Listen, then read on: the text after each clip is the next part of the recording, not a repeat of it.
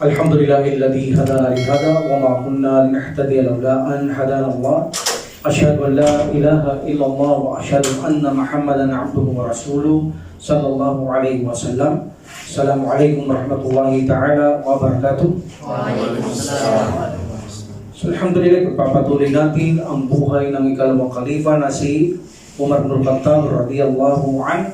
So nakaraan nakita natin ang mga pag-uugali ni Umar bin Khattab radhiyallahu anhu at ipagpapatuloy pa natin ngayon ang mga ibang pinakita niyang mga estilo sa ibang tigmaan na nakasama niya Prophet sallallahu alaihi wasallam. Nung nakaraan nakita natin ang kanyang mga ugali, malakas siyang makiramdam sa mga taong mga kilos nila, binigyan siyang kaalaman ng Allah subhanahu wa ta'ala kung anong gusto gawin ng mga taong to o mga plano nila. Ganun din si Umar bin Khattab radhiyallahu anhu ay malupit. Papagsik si Umar bin Khattab radhiyallahu anhu, nakita niyo ang mga bihag sa Badar, gusto niya ipapatay ang mga ito, no? Ganyan na si Umar bin Khattab radhiyallahu anhu pagdating sa pananampalataya Islam, sa kanyang malasakit sa Allah, sa reliyon ng Allah subhanahu wa ta'ala, at gusto niya gawin ito para lamang sa ikatutuwa, ikalulugod ng Allah subhanahu wa ta'ala ang mga bagay na kahit babagsik siya ay for the sake of Allah subhanahu wa ta'ala. Ngunit ang totoo, malambot naman ang puso ni Umar bin Khattab radhiyallahu anhu. So marami na tayong nakikita sa ugali ni Umar bin Khattab radhiyallahu anhu. Bago siya mamuno ay nakikita natin ang kanyang nagiging estilo o ugali.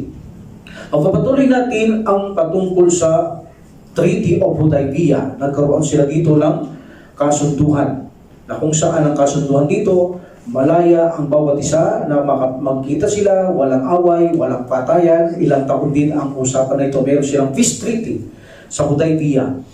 Sa Hudaybiyah, bago nagkaroon ng peace treaty, gusto ng Propeta Muhammad sallallahu alaihi wasallam na utusan niya si Umar bin Khattab radhiyallahu anhu sa mga Quraysh na siya ang makipag-negotiation.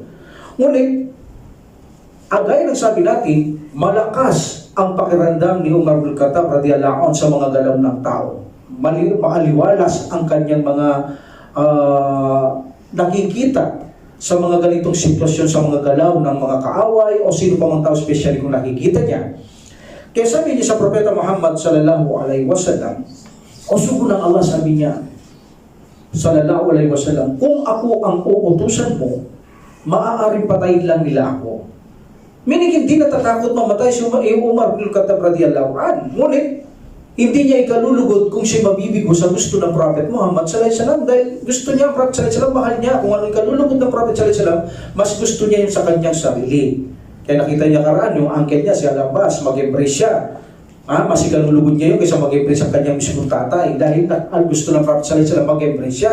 Meaning, mas inuuna niya ang pagmamahal sa Prophet sallallahu alaihi wasallam even sa kanyang sarili. So dito ayaw niya rin mabigo ang Prophet sallallahu alaihi wasallam kung siya, sabi niya, kung ako uutusan mo, ya Rasulullah, at sabi niya, alam mo kung paano ko sila pinakitunguhan, kung paano ko naging malupit sa kanila sa aking pag-uugali.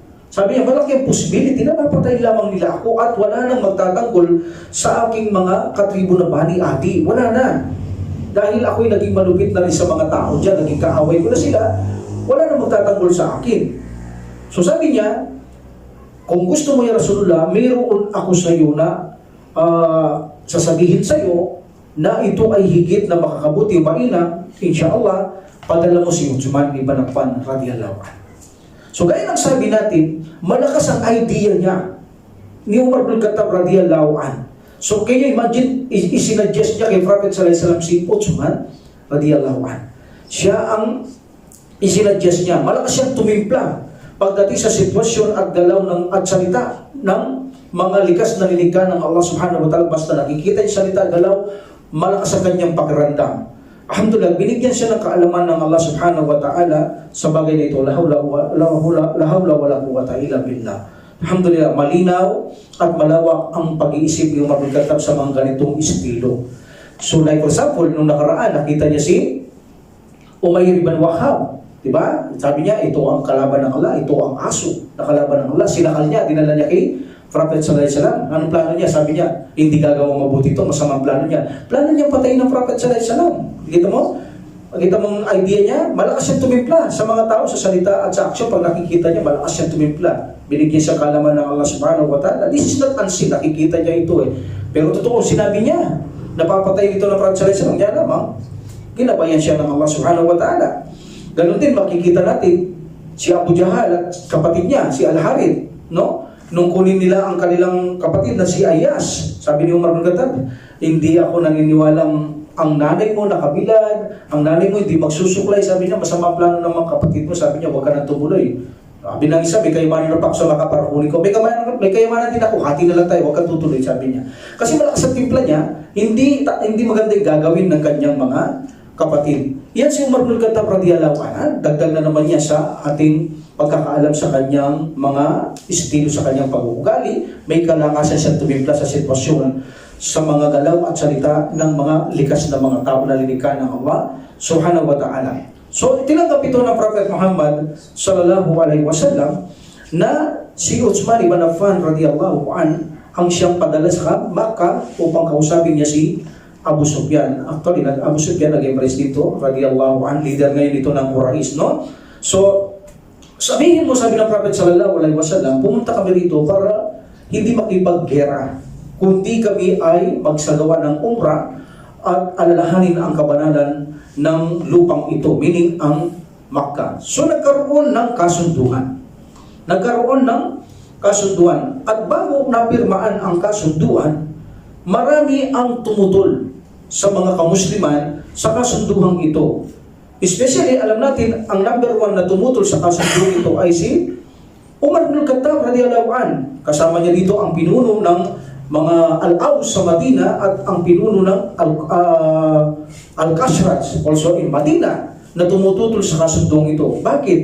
Dalawa sa ayaw ni Umar bin Khattab radiyallahu an dito, yung mga Muslim kapag nagpunta doon, halimbawa tumalikod, pumunta sa kanila, hindi babalik sa Madina. Ngunit ang isang tao na pumunta sa Madina, kahit Muslim, kailangan pabalikin nila ito sa Makkah. Also, hindi sila maaaring mag-hajj ngayon. Bumalik na lamang sila sa umrah, bumalik na lamang sila sa susunod na araw o taon. At hindi nila pinayagang mag-stay ito ng lampas ng 3 araw sa Makkah, kailangan umalis na sila. So dito, alam natin si Umar bin Khattab radiyallahu an, ayaw niya yung ganito, yung inahamak mong sugo, inahamak mo Reynolds Mandal, pakikitungong hindi maganda. Ayaw ni Umar bin Khattab radiyallahu an, ang ganito, ang mga nakakahiyang pakikitungo, ayaw niya yung ganyan. Nakita niyo sa Mount Uhud, na sinabing patay ka, tapos nagagalak si Abu Sufyan, hindi siya nakatis, nagsalita siya. Samantalang sabi ng Prophet sallallahu alaihi wasallam, huwag siya pakinggan, pabayaan niyo siya. Pero hindi siya nakatiis. Ganon si Umar bin Khattab radiyallahu an. Pagdating sa relihiyon, hindi niya matitiis na hamakin mo ang relihiyon ng Allah subhanahu wa ta'ala. So sabi niya, kay Propeta Muhammad sallallahu alaihi wasallam, lumapit siya at sabi niya, ya Rasulullah, sabi niya, hindi ba ikaw ang mensahero ng Allah? Sabi ng Prophet sallallahu alaihi wasallam, oo ako, sabi niya. Hindi ba tayo ay Muslim? Sabi niya, oo, sabi niya. Di ba sila mga musyrik? Sabi niya, oo, sabi ng Prophet sallallahu alaihi wasallam. So kung ganun, bakit mo tinanggap ang nakakahiyang pakikitungo? Sabi niya. Masyado tayong minaliit sa kanilang mga gustong pakalituntunin na kasunduan natin. So, of course, hindi naman propeta si Umar bin Khattab radiyallahu an, hindi niya alam ang dahilan, wisdom dito. Sabi ng Prophet sallallahu alaihi wasallam, hindi ko gustong suwayin ng Allah. That is command. So, mag-ayaw ng Allah subhanahu wa ta'ala sa gusto ng Prophet sallallahu alaihi wasallam. Why? Because there is a wisdom. May karunungan dito na hindi alam ni Umar bin Khattab radiyallahu an. Gagawin itong dahilan ng Allah subhanahu wa ta'ala para masakop ang Makkah. Siyempre, hindi alam ito ni Umar bin Khattab radiyallahu an. Ang Allah nakakaalam. That's why susunod lang ang Prophet sallallahu alaihi wasallam kung ano ang gusto ng Allah subhanahu wa ta'ala. At sinabi niya naman kay Umar bin Khattab radiyallahu an, hindi tayo pababayaan ng Allah, ya Umar, sabi niya. So ganun pa man, hindi ba sabi mo sa sabi na sa Prophet sallallahu alaihi wasallam, hindi ba sabi mo na tayo ay makapagtatawab sa Kaaba? Tawab sa Kaaba? Sabi niya, oo, sabi niya ng Prophet sallallahu alaihi wasallam. Pero hindi ko sinabi ngayon, Umar, na ngayong taon na ito. Kasi Allah subhanahu wa ta'ala, pinakita sa panaginip ng Prophet sallallahu alaihi wasallam, makakapunta siya sa Makkah at makakapagtawab siya sa Kaaba at makakapagsala siya sa Kaaba, makakapaggawa siya ng umrah. So sabi ni Prophet sallallahu alaihi wasallam, yun nga, kinwento niya ang kanyang panaginip sa mga sahaba at hindi niya alam kung itong taon na ito. Sabi niya, meron sa possibility na makaikot tayo doon, pumunta tayo doon. Pero wala akong sinabi sa'yo, sabi ni Prophet sallallahu alaihi wasallam kay Umar, sinabi ko ba sa'yo na iikot tayo sa taong ito? Sabi ko, makakaikot tayo. Baka kapag umara tayo, Umar, pero sinabi ko ba sa taon, sabi niya, hindi Rasulullah. Hindi ko naman sinabi sa inyo. Baga sakali lang Prophet sallallahu yung panaginip niya itong taon na ito. Pero sabi ng mga Quraysh, sa kasunod na taon, magagawa niyo. So, alhamdulillah, magaganap ang panaginip ng Propeta Muhammad sallallahu alaihi wasallam. Then nagpunta siya si Umar bin Khattab radiyallahu an kay Abu Bakar. Sabi niya, Abu Bakar, sabi niya, hindi ba tayo mga Muslim? Sabi niya. Yes, sabi niya. Hindi ba sila mga Muslim? Yes, sabi niya. So bakit tayo nakitungo ng ganitong may kahihiyan? Ang baba ng pakikitungo nila sa atin. Sabi niya. Ano sabi niya Abu Bakar radiyallahu an? Sabi niya, Umar, tumigil kang makikipagtalo. Tumigil kang nakikipagtalo. O tumututol, sabi niya. Makinig ka. Ako'y sumasaksi na walang ibang Diyos maliban sa Allah. At ang kanyang propeta na si Muhammad sallallahu alaihi wasallam ay sulig-sugo at alipin ng Allah. Alam mo ba ang sugo, sabi niya, kung ano lang ang utos ng Allah subhanahu wa ta'ala, hindi yan susuwayin ng propeta Muhammad sallallahu alaihi wasallam, ya Umar. Kaya tumigil kang tumututol, sabi ni Abu Bakar radiyallahu an kay Umar bin Khattab radiyallahu an. Pero alam niyo ba, napulot dito ni Umar bin Khattab radiyallahu an, magaling talaga itong taong to eh. Kahit na nakikita mo kumukontra, hindi naman siya, mamaya paliliwanag ko, against may ginagawa sa Islam, sa Prophet sallallahu alaihi wasallam, paliliwanag ko. Ang ganda naman dito, itong si Umar bin Khattab, kahit ginagawa niya ito, pinag-aaralan niya. Napulot ni Umar bin Khattab radiyallahu an kung paano respetuhin ang mga taong sumasalungat. Nakita mo sumasalungat siya kay Prophet sallallahu alaihi wasallam, pero nirespeto siya ng Propeta Muhammad sallallahu alaihi wasallam. Wala siya narinig kay Prophet sallallahu alaihi wasallam na masamang salita, kundi nirespeto siya. So natutunan ni Umar bin Khattab radiyallahu an na ang tao ay maaari sumaluwat ayon sa kanyang kalayaang makapagbigay ng opinyon, at kailangan ang tao ay respetuhin ito tulad ng Propeta Muhammad sallallahu alaihi wasallam. That's why nung siya magkalifa na, inikayat niya ang mga sahaba na ihayag nila ng mahusay ang kanilang opinyon. Binigyan niya sila ng kalayaang magbigay ng opinyon na nagsisilbing kalayaan sa pagbibigay opinyon na kung saan ginagarantiyan, sabi niya, sa lipunang pananampalatayang Islam na ang tao o isang Muslim ay magkaroon siya ng kalayaan makapagbigay ng opinyon. Even na ito'y sumasalungat sa namumuno. Even na sumasalungat, sabi, tulad ni Umar bin Khattab, radiyallahu anhu dito, para siya tumututol, sumasalungat. Even na ganito, sabi niya, kailangan niya makapagbigay ng opinyon at kalayaan nito ng mga tao. So binibigyan ng rights ang mga Muslim na ihayag ang kanilang mga pananaw, iinggil sa pananampalataya, sa kapaligiran, sa katiwasayan. Yan ay naging pananaw ni Umar bin Khattab radiyallahu an nang siya ay maging kalipa. At yan ay napulot niya kay Propeta Muhammad sallallahu alaihi wasallam na respetuhin ang mga tao o bigyang respeto ang mga taong may pagpapakita ng pagtututol. Alhamdulillah. So hindi katulad ng mga diktatura, no? Pag diktatura ang mga tao, sinasakal nila ang mga tao sa kanilang kalayaan. Nakikita niyo yung panahon natin ngayon dito. Diktatura dating dito, yung mga Maxim na yan. Diktatura yan. Hindi na nawawalan ng kalayaan ng tao para gawin niya ang kanyang sarili. Okay? So ayaw ito sa pananampalatayang Islam, kahit sa ating bansa, sa mga Muslim, hindi ginagawa yan. Dahil hindi diktatura ang ating pananampalatayang Islam. May kalayaan ang tao, lalo na kung buhay ang pinag-uusapan. Kapag yan ay may nangyari sa kanya, hindi mo naman siya matutulungan, hindi mo siya masasagip sa kamatayan. That's why sa Islam, binibigyan kalayaan ng tao sa kanyang kagustuhan. Binibigyan ng kalayaan ng tao, lalo na sa pagbibigay ng ganitong mga suggestion. Alhamdulillah. So, alalahanin natin, itong ginagawa ni Umar bin Khattab radiyallahu anhu, hindi ito isang krimen. Hindi ito isang krimen para parusahan si Umar bin Khattab radiyallahu anhu dahil siya sumasalungat kay Prophet Muhammad sallallahu alaihi wasallam. Actually, hindi naman siya sumasalungat.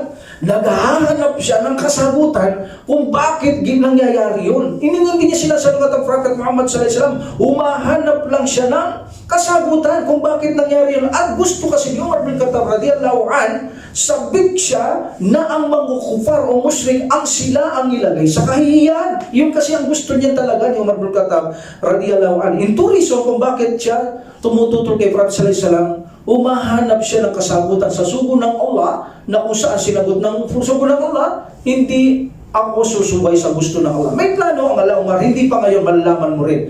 At the time na nalaman ni Umar bin Khattab radiyallahu anhu ang plano ng Allah, iyon pala ang magiging dahilan, ang peace treaty na yun, ang siyang magiging dahilan upang sa ganun ay masakop na ang Makkah. Why? Dahil itong dahilan sisira ang mga Quraysh sa kasunduang ito. At dahil dito, nasakop ang Makkah, sa kapahintulutan ng Subhanahu naging dahilan ito. That's why naisip ni Umar bin Khattab radhiyallahu anhu, sabi niya talaga naman, sabi niya, talagang walang hihigit sa sugo ng Allah. Dahil si propeta, alam niya kung ano ang mangyayari sa kapahintulutan ng Allah Subhanahu sa hinaharap dahil tumatanggap siya revelasyon. Ako hindi naman. That's why sabi niya, nangako siya sa nagawa kong pagsasalita sa sugo ng Allah Subhanahu sa Hudaybiyah. Tingnan yung galing yung Umar bin Khattab radhiyallahu anhu. Sa nagawa ko sa pagsasalungat, pagtutol sa Prophet sallallahu alaihi wasallam, bagamat ikinalulugod niya ang ganung mangyari at ng Allah subhanahu wa ta'ala, dahil hindi siya against sa Allah subhanahu wa ta'ala, hindi niya pinagsabihan, dapat ako'y nalugod din. Sabi ni Umar bin Khattab radhiyallahu anhu, instead na malugod, sumasalungat ako. Sabi niya, nung malaman niya ito ang dahilan para makumpes ang Makkah, ginawang dahilan ng Allah subhanahu wa ta'ala, sabi niya, hindi ako titigil na magbigay ng sadaka. Hindi ako bisin magpapasting ako ng madalas, hindi ako titigil magsalain, lalo na ang mga sunna, magpapalaya ako ng may mga alipin, sapagkat natatakot ako sa nasabi ko sa panahon ng Hudaybiyah. Sana ang gagawin ito, sabi ni Umar bin Khattab radhiyallahu anhu, ito'y maging katumbas ng mabuti sa pagsalunod ko sa sugo ng Allah. Nakita mo? Ganyan si Umar bin Khattab radhiyallahu anhu, kapag nagkakamali, bagamat hindi mali, sa piling niya mali, dahil anong maling nakita niya? Hindi niya alam yung wisdom. Kumukontra siya, mayroong plano ng Allah, kaya sabi ng Prophet sallallahu alaihi wasallam, hindi ako kukontra sa Allah, susundin ko ang Allah, hindi niya tayo pababayaan niya. Umar, hindi niya alam yun. Nung malaman niyang wisdom, doon siya nagsisisi, may plano pala ang Allah subhanahu wa ta'ala. So dahil takot siya sa Allah subhanahu wa ta'ala, ginawa niya ang lahat ng mabubuting to, magpalay ng alipin, magpasting, magsadaka, etc. kapalit ng nagawa niyang kamalian. Meaning ito'y tanda ng pagtatawba. Alam niyo ba, ang isang tanda ng pagtatawba ay kasama ito sa tawba. Ang pagkatapos mong magsisi ay palitan mo ng mabuting gawang yung mali, kasama ang pagbibigay ng sadaka. Ganun ang mga sahaba. Kasama sa pagtatawba nila, ang pagkatapos makapagtawba, hindi na uulitin, gigil na gigil, galit na galit sa sarili, bakit nila ito ginawa, intention nila, sinseridad na magtawba, habang maaga nagtatawba, kabilang sa kanilang ginagawa ang pagbibigay ng mabuting gawa, kabilang ang sadaka ang ginagawa nila, ito'y tanda ng katapatan na pagtatawba. Alhamdulillah. So, ito si Umar bin Khattab radhiyallahu anhu, nakikita natin ang ugali niya. Sumasalungat siya kahit na ang Prophet sallallahu alaihi wasallam ay sugo ng Allah. Kasi siya hindi sumasalungat na kung saan kumukontra siya sa Islam, hindi.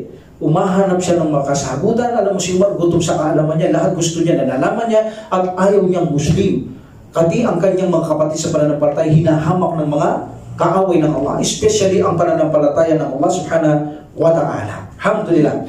In Shaban 7 after Hijrah, inshallah, sa susunod baka dumako ako kung kailan simula ang kalendaryo ng Islamic calendar. Lumitaw lang ang Islamic calendar kay Umar bin Khattab radhiyallahu anhu. Malalaman yan, important yan na malaman natin. Okay? In Shaban 7 after Hijrah, ang Propeta Muhammad sallallahu alaihi wasallam, ipinadala niya si Umar bin Khattab radhiyallahu anhu sa turba.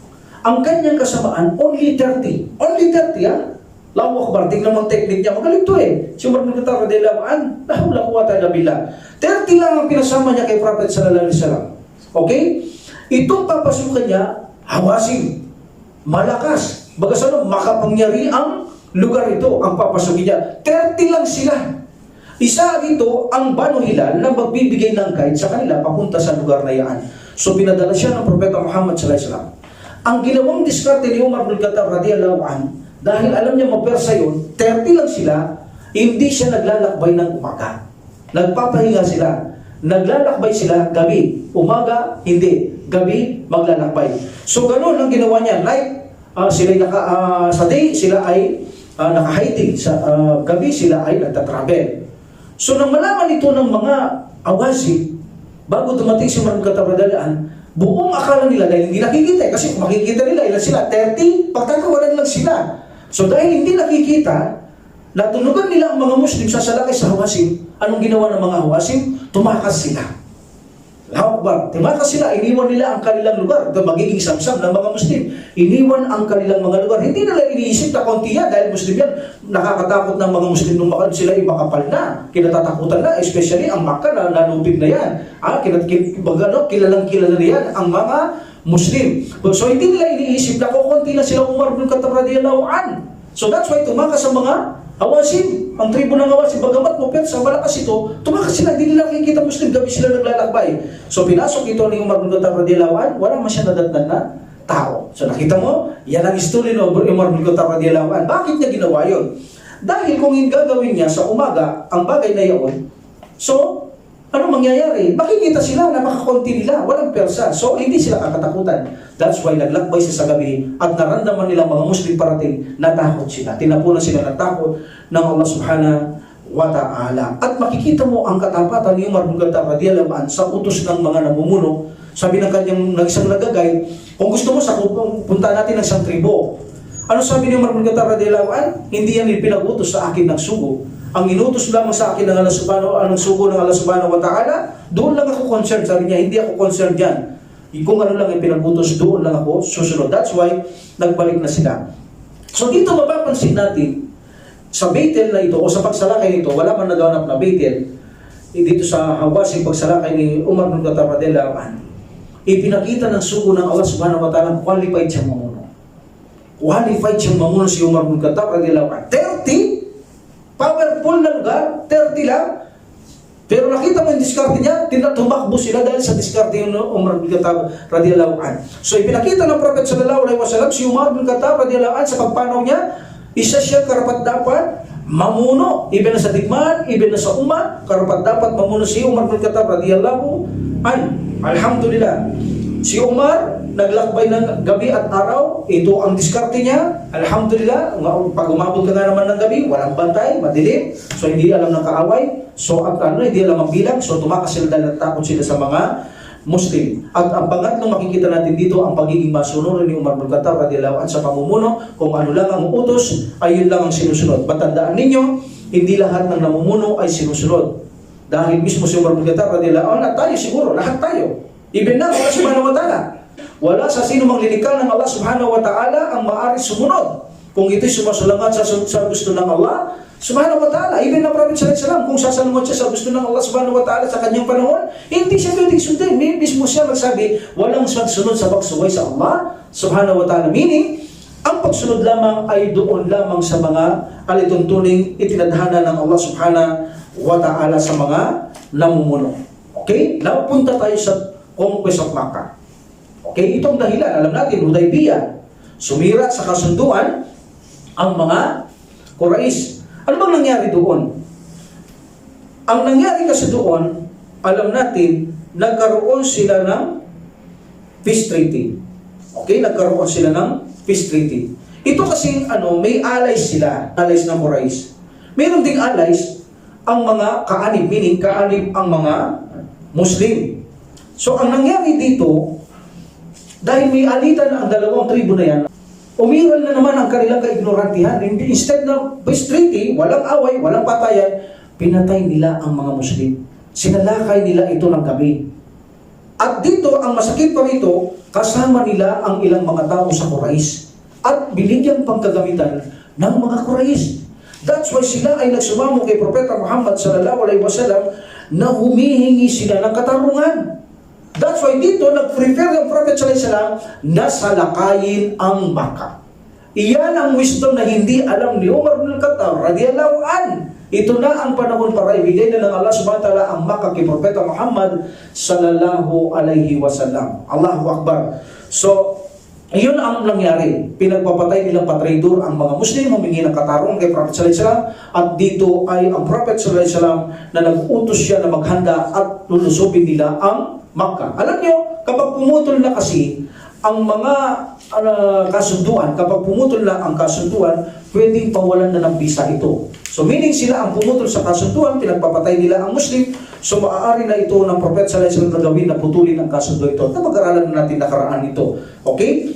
So dito, si Abu Sufyan at ang mga tao sa Quraysh, nangamba sila sa nangyari. Bakit ginawa yun ng kanilang mga kasamaan at tinulungan pa ng mga kagamitan? So nangamba ang mga Quraysh. Alam nila matindi na ang mga Muslim. Alam nila malakas ng Muslim, especially ang alasmanta, tumutulong siya, binibigyan takot ang mga kaaway nila. So takot na takot ang mga Quraysh dito. So dito napagkasunduan nila na ipadala si Abu Sufyan sa Madina para makipag-usap kay Propeta Muhammad sallallahu alaihi wasallam.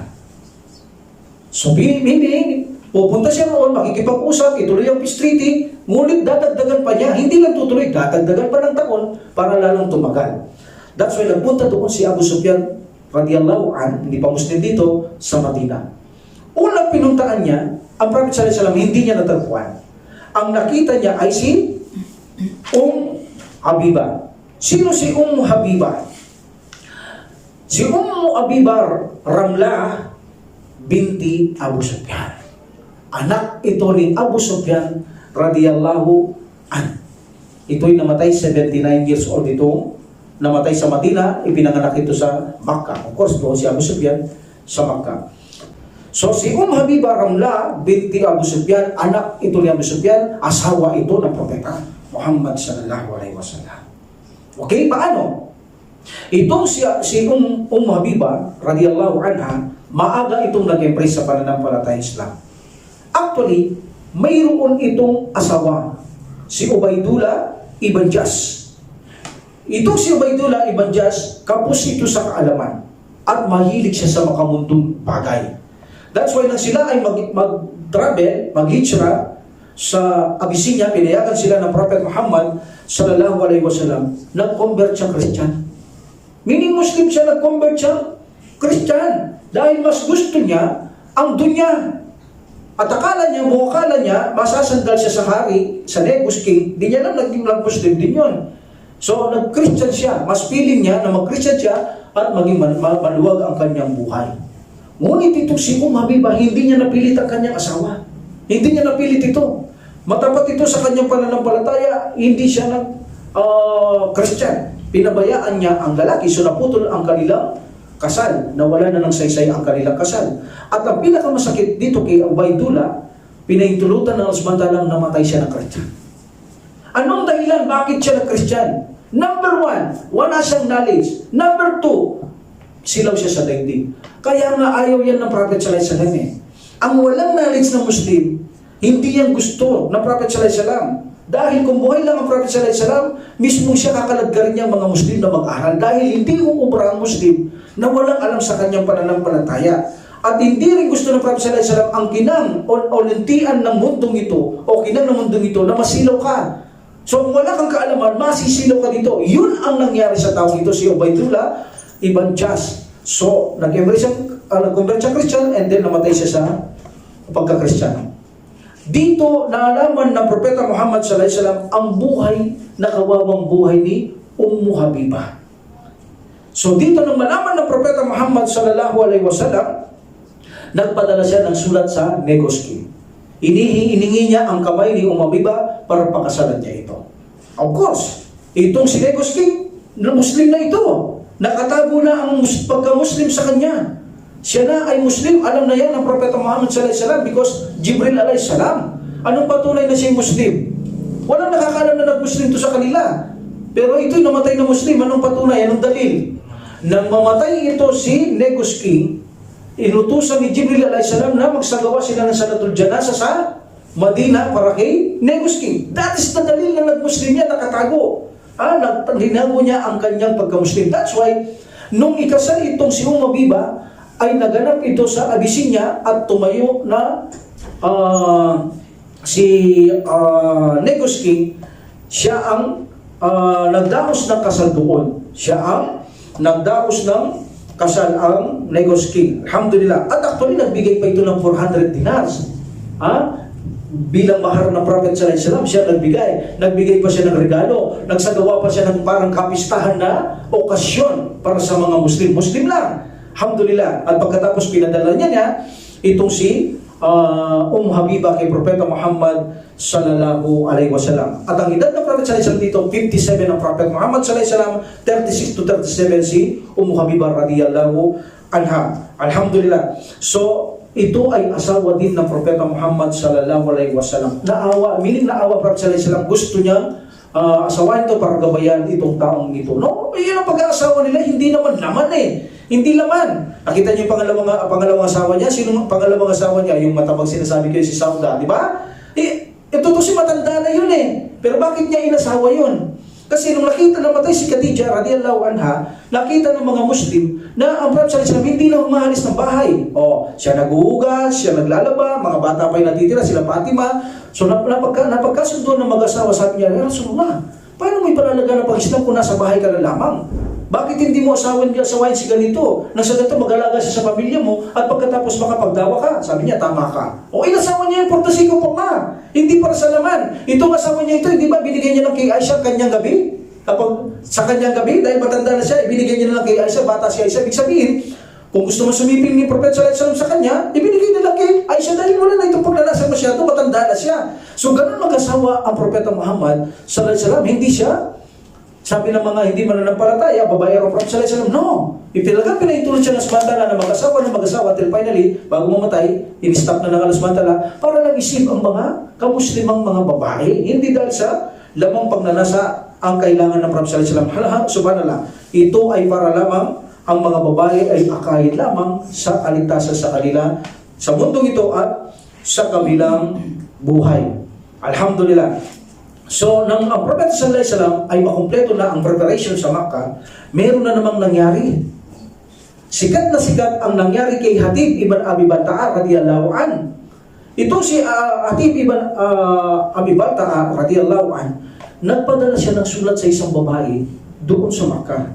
Ang nangyari kasi dito, itong babaeng ito, alam niya na mapagbigay ang mga Muslim.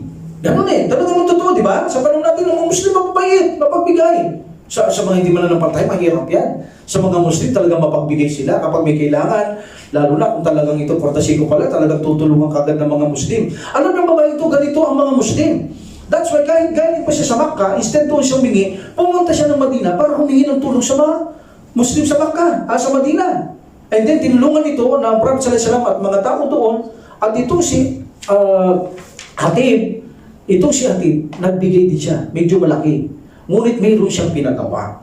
Ang pinagawa ni Hatib, magpapadala siya ng sulat sa babae upang dalhin sa Makkah. Kasi nandoon ang kanyang mga pamilya.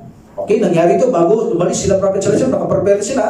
Then dito inireveal ng Allah subhanahu wa ta'ala, sinabi ni Jibril alaihi salam na si Hatib ay may pinadalang sulat sa babae para dalhin sa Makkah. So, nalaman ito ng Prophet Muhammad sallallahu alaihi wasallam at pinaabol niya ito kila Ali at kila Migdad at iba pang mga sahaba radhiyallahu anhum sa Radaqaq. So, pinahabol niya ang babae. Then, nang mahabol nila ang babae, sabi niya, ilabas mo ang sulat. So, lahat, pinakikita niya na almost, wala. Okay? Sabi niya, hindi mo sisinungaling ang Prophet Muhammad sallallahu alaihi wasallam. Sabi ni Ali radhiyallahu anhu, hindi mo sisinungaling. Kung hindi mo pakikita ang sulat, uubarin ka namin, sabi niya. So, uubarin siya. Ano sabi ng babae? Hindi, sabi niya.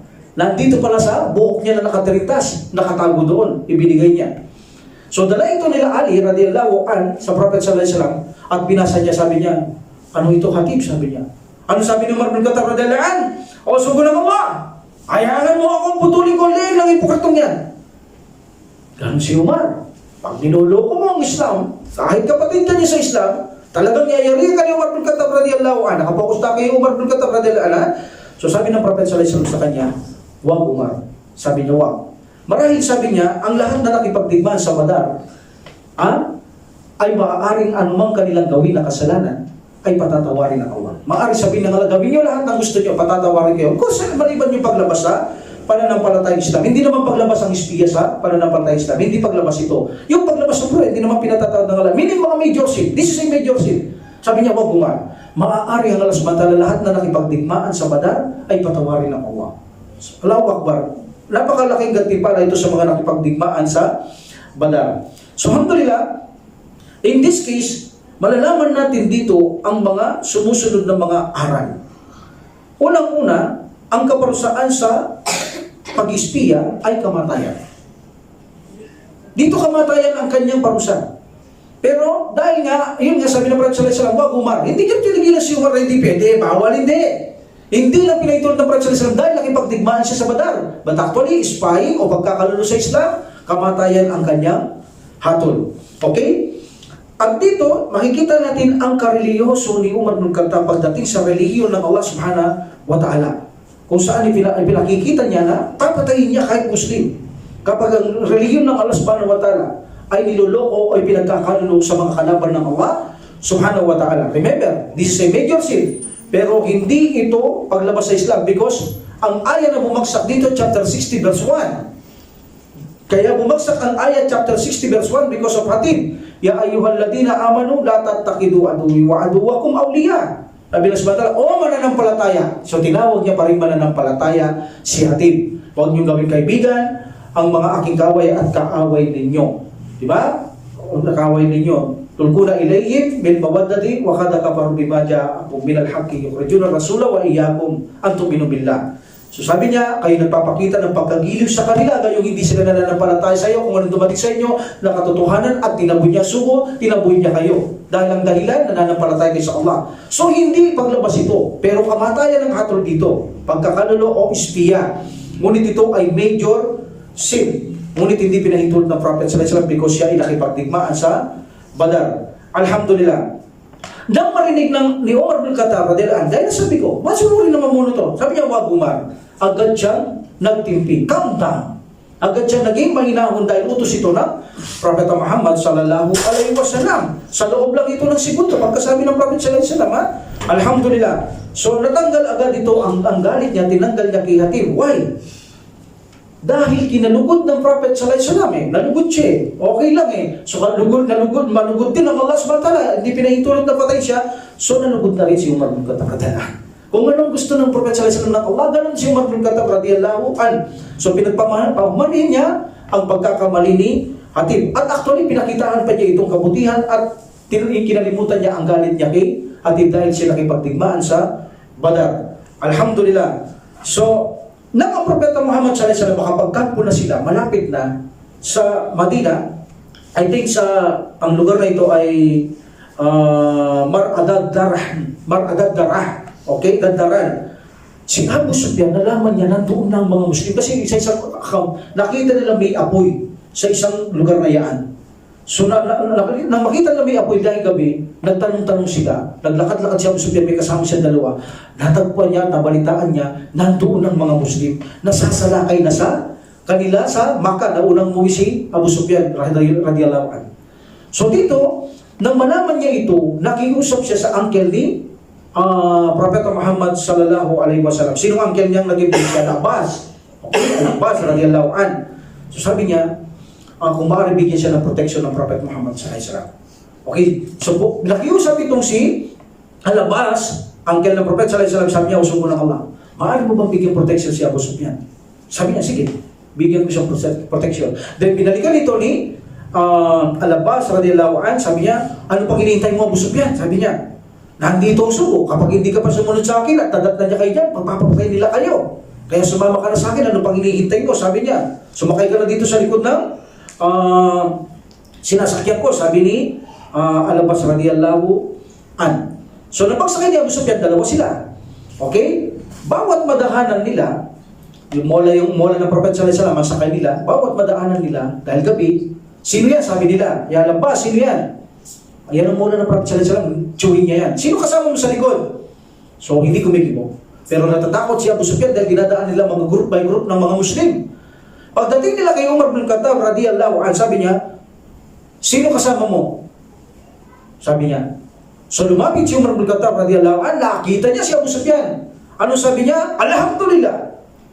Kaya imagine, sabi niya, hindi kami pinahirapan ng Allah na ikaw ay pahuli niya sa amin nang walang kasunduan. Meaning ikaw lang mismo nagpunta para hulihin ka. Sabi ni Al-Abbas radiyallahu anhu, wag Umar. Binigyan niyan ng protection ng sugo. Pumunta siya kay Propeta Muhammad sallallahu alaihi wasallam. Ya Rasulullah, sabi niya, nandiyan si Abu Sufyan, hayaan mo, putulin ko ang leeg niya. Talaga matapang yan, matigas siya Malupit siya si Umar bin Khattab radiyallahu anhu pagdating sa Allah. Sabi niya, Umar, sabi niya, binigyan ko siya ng protection. Okay? Binigyan ko siya ng protection. At dito si Abu Sufyan nag-embrace. But according to the other scholar, 50-50. Na talagang puli. Because natatakot lang siya sa mga Muslim. Nag-embrace lang ito, si Abu Sufyan ng ganap. Nang magtagumpay Prophet sallallahu alaihi wasallam sa isang tigmaan, binigyan niya ito almost, as far as I know, 100 camels or 200. Nang bigay ng Prophet sallallahu alaihi wasallam ang kamilyong ito, napag-isipan ni Abu Sufyan radiyallahu anhu, sabi niya, kung ang taong ito, sabi niya, ay hindi propeta, tiyak na makamundo, mag-iipon ng kayamanan to. Can you imagine, ibinigay niya lahat sa akin ang mga kamilyong to? At naalala niya ng opera ng Prophet sallallahu alaihi wasallam, tumigil siya sa pagdadawa sa Makkah, lahat ng gusto niya ibibigay. Gawin siyang hari, Mamili siya sa kanilang mga asawa, i-divorce, ibibigay sa kanya. Pero sabi ng Prophet sallallahu alaihi wasallam, mukhang imposible at malabo ang gusto nila. Sabi niya kay uncle niya, kay Abu Talib, hindi mangyayari yun. So noon pa man naalala na ni Abu Sufyan radiyallahu an na hindi pera ang kailangan niya o kayamanan. At dito binigyan niya 100 kamilyo, sabi niya, hindi ito nag-iipon ng kayaman sa mundo, hindi katulad ng mga hari. Iba kasi ang hari, iba ang kalipa, lalo lang iba ang rasul. Sabi niya, tunay na ito'y sugo ng Allah subhanahu wa ta'ala. Dahil hindi makamundo ang kanyang buhay, kundi pahayag lamang, iparating ang katotohanan, niligtas sa mga tao sa kabilang buhay. That's why noon sinabi niya sa sarili niya, doon siya ganap na nananampalataya at naglingkod sa pananampalatayang Islam si Abu Sufyan radiyallahu anhu. Alhamdulillah. So dito, si Abu Sufyan ay nagsyahada siya rito, naririnig pa ni Umar bin Khattab radiyallahu anhu. Na nagsyahada si Abu Sufyan, talagang si Umar, mabagsik, pero hindi niya alam ang mga wisdom. Sabi ng Prophet sallallahu alaihi wasallam, bibigyan ko protection dahil ang Allah subhanahu wa ta'ala gagawayan niya na si Abu Sufyan. Hindi naman alam niya ni Umar bin Khattab radiyallahu anhu. Doon siya nagkukulang. Doon siya palaging nagkakamali sa mga ganung mga wisdom na hindi niya alam. Pero actually may mga katwiran siya dahil sila mga kaaway, pero yan lamang may mga wisdom na mangyayari hindi alam ni Umar bin Khattab radiyallahu anhu. Alhamdulillah. So yan si Umar bin Khattab radiyallahu anhu. Ang Tabuk, dabigan ng Tabuk, almost ang kayamanan ni Umar bin Khattab, almost kalahati, di ba? Binigay niya sa Battle of Tabuk. Okay? Then sabi niya kay Prophet sallallahu alaihi wasallam, ya Rasulullah, baari magkulang lahat yan. Dahil marami tayo at hindi masyadong madali ang digmaan sa Tabuk. Ipagduwa mo na lang ya Rasulullah, yung mga kung magkukulang tayong pagkain ay magduwa ka na lamang sa Allah subhanahu wa ta'ala. So nung magpunta sila doon, nakasafar talaga sila, nakaranas ng mga gutom talaga. So sabi nila mga sahaba, ya Rasulullah, pwede bang patayin na namin ng mga ibang kamelyo para makain natin at itabi ang mga mantika ng mga iba? Sabi niya ang Prophet sallallahu alaihi wasallam, sige, patayin ninyo. But sabi niya Umar bin Khattab radhiyallahu anhu, ya Rasulullah, kita nyo? Yan ang kalayaan na magbigay na suggestion, opinion, yan ang gusto ni Umar bin Khattab radhiyallahu anhu, maging yan siya yung namuno. Talagang siya pang nagsabi sa mga tao, magbigay kayo ng mga opinion. Okay? Bagamat ito siya nung sa namumuno, kung ito ay nakala niyo tama, ibigay niyo. Ganyan siya, ganito siya, like this. Sabi niya, Rasulullah, kung papatayin natin ang mga kamelyo, magiging konti na lamang ang masasakyan ng tao. Malalagay tayo sa panganib sa pakikipaglaban. Dahil kung naglalakad ang mga tao, pagod na yan, paano sila lalaban? Sabi niya, Rasulullah, ganito na lang, Rasulullah, I suggest, sabi niya, lahat ng pagkain ng mga tao dalhin sa atin. So sabi ng Prophet sallallahu alaihi wasallam, lahat ng pagkain nyo, ito mo, lahat ng pagkain nyo, dalhin nyo rito. Mayroon isang dakot na grain, mayroon isang dakot na tatiles, barley, mga bread, sila nasama. And then nagduwa ang Prophet Muhammad sallallahu alaihi wasallam na ito'y bigyan baraka ng Allah subhanahu wa ta'ala. Sabi ng Prophet sallallahu alaihi wasallam, isa-isa, punuin nyo ang inyong mga sisidlan. Isa-isa, kung ilang karami sila, lahat ng sisidlan nila ay puno. At marami pang natitirang pagkain. Meaning, pinarami ng Allah subhanahu wa ta'ala ang pagkain. Alhamdulillah. So, ito ay isang miracle na nangyari sa Tabuk sa panahon ng digmaan ng Propeta Muhammad sallallahu alaihi wasallam. Okay, now, puntaan natin nang mamatay na ang Prophet sallallahu alaihi wasallam. Nang mamatay na ang Prophet sallallahu alaihi wasallam, isa sa issue na dapat nyo malaman na may sinasabi ang Prophet sallallahu alaihi wasallam, ayaw pasulat ni Umar bin Khattab radhiyallahu anhu.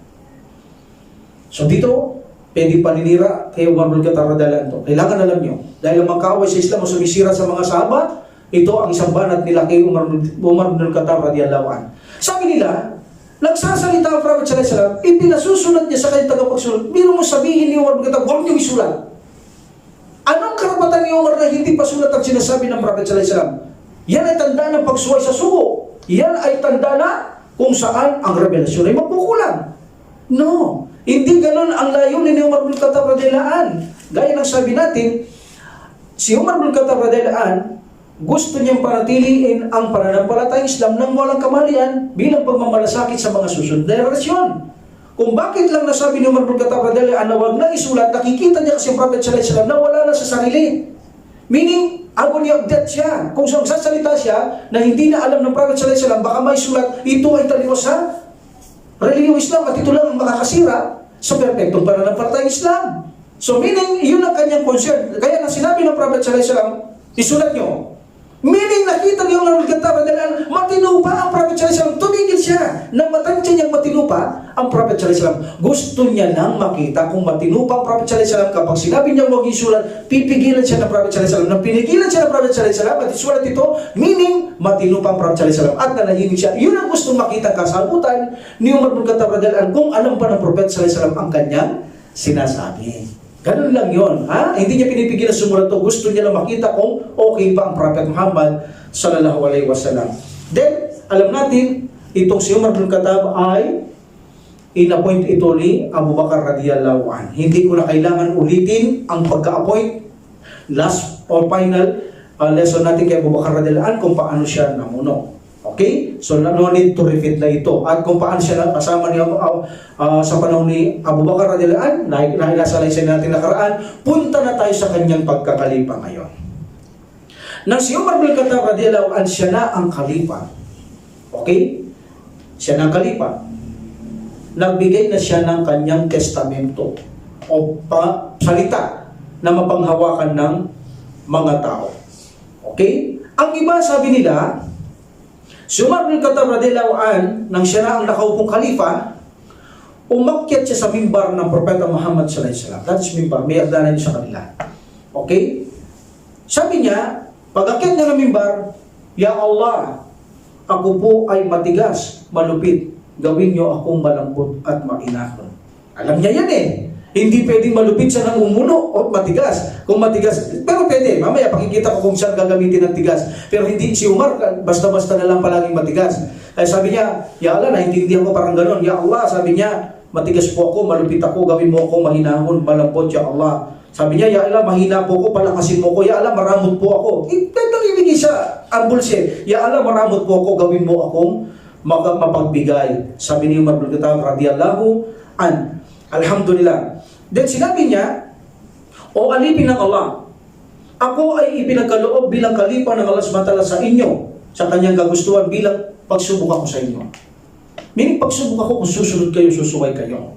At kayo naman ay binigay ng Allah subhanahu wa ta'ala bilang pamunuan ko, pagsubok naman kayo sa akin. Meaning, kung magagampanan ko ang aking sitwasyon sa inyo, hindi, mananagot ako sa Allah. Subhanahu, meaning kanya-kanya tayo pananagutan. So may pananagutan ng mumuno, may pananagutan ng mga pinamumunuan. So pagsubok lamang ang bawat isa, sabi ni Propeta Muhammad, Umar bin Khattab radhiyallahu anhu.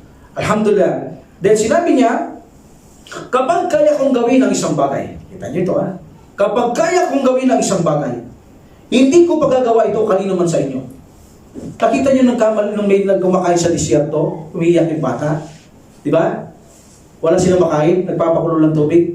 Sino nagbubuhat ng pagkain doon bumalik sa kaban ng Al-Madinah si Umar bin Khattab radhiyallahu anhu? Sino nagbuhat? Siya. Nagbuhat ba yung kasama niya? Hindi niya binigay dahil kaya niya gawin yon. Ganon si Umar bin Khattab radhiyallahu anhu, kapag kaya kong gawin, sabi niya, hindi ko ipagagawa sa inyo. Ako mismo ang gagawa. Allahu Akbar. Namumuno yan. Yan ang namumuno. Para silang katulong. Ganon kasi si Umar bin Khattab Parang itinuring niya sarili niya na siya ay tagapangalaga ng mga Muslim. Para na siyang katulong. Ganon sila kababa. Hindi sa panahon ng mga kufar. Aba, hindi ganon ang mga stil ng kufar. Sila napakatayo ng tingin nila sa kanilang mga sarili. Hindi pala pwede silang underin, pwedeng utusan. Hindi makakatikim ka ng salitang pangit o baka saktan ka pa nila. O baka hindi ka pansinin, pagkaitan ka nila. Pero sa Islam, ganito ang namumuno. So sabi niya, hanggang kaya kong gawin ang isang bagay, hindi ko pagagawa sa inyo. Sabi ni Umar bin Khattab radhiyallahu anhu. Ngunit sabi niya, kung hindi ko magagawa, kaya, siyempre meron tayong hindi kaya, ipagagawa ko sa mga karapat-dapat sa inyo. Ngunit sa mapagkakatiwalaan ko lamang ipagagawa. Ganun sa Islam. Ang mga mapagkakatiwalaan ang silang gagawa, sabi ni Umar bin Khattab radhiyallahu anhu. At ito si Umar bin Khattab radhiyallahu anhu, nag-appoint siya mga gobernador sa mga ibang lugar na sakop nila, at ang sino mang mga namumuno ang gumawa ng mabuti, gagantimpalaan kayo. Meaning, ng mga kaban ng bayan, dadagdagan ko ang inyong mga sahod o bibigyan ko kayo ng karagdagan na kabutihan. Ngunit, sabi ni Umar bin Khattab radhiyallahu anhu, ngunit sila nang nagpakita ng kamalian, pagmamalupit, paparusahan ko sila. Di pwede pa rin na mabagsik kapag ikaw ay nagiging malupit sa iyong mga kapatsabalantaya, gumagawa ka ng kawalang katarungan, paparusahan ko kayo, sabi ni Umar bin Khattab radhiyallahu anhu. Dito ko paiiral ang aking tigas, kalupitan sa inyo. Ngunit, hindi ko paiiral sa inyo ang sino mang nagpapakumbaba at sumusunod, ilalagay ko ang pisngi ko sa lupa. Meaning, magpapakumbaba ako sa inyo hanggang kayo ay sumusunod sa pananampalatayang Islam. Then sabi niya, ito ay ang aking salita. Ito ay ang aking salita na pangalagaan, na pangahawakan ko at pangawakan nyo. At actually, sabi ng mga nagsalaysay sa buhay niya, hanggang kamatayan ni Umar bin Khattab radhiyallahu anhu, tinupad niya ang kanyang mga pangako. Mamaya iisa-isay ko, magtimpilan tayo sa oras, okay? Para hindi masyadong pangit ang pagka-stop natin. Alhamdulillah. Sa isang report, nung umakyat siya sa mimbar, ayaw niyang pantayan si Abu Bakar. Allahu Akbar, kita niya naging malambot siya. Yan ang sinabi ni Abu Bakar radhiyallahu anhu na maaaring maging malambot siya dahil nakita niya sa akin ng kalambutan, maaaring maging ganun si Umar, sabi niya. Diba? Kinukumukontra doon ng isang sahaba na matigas siya, malapit siya.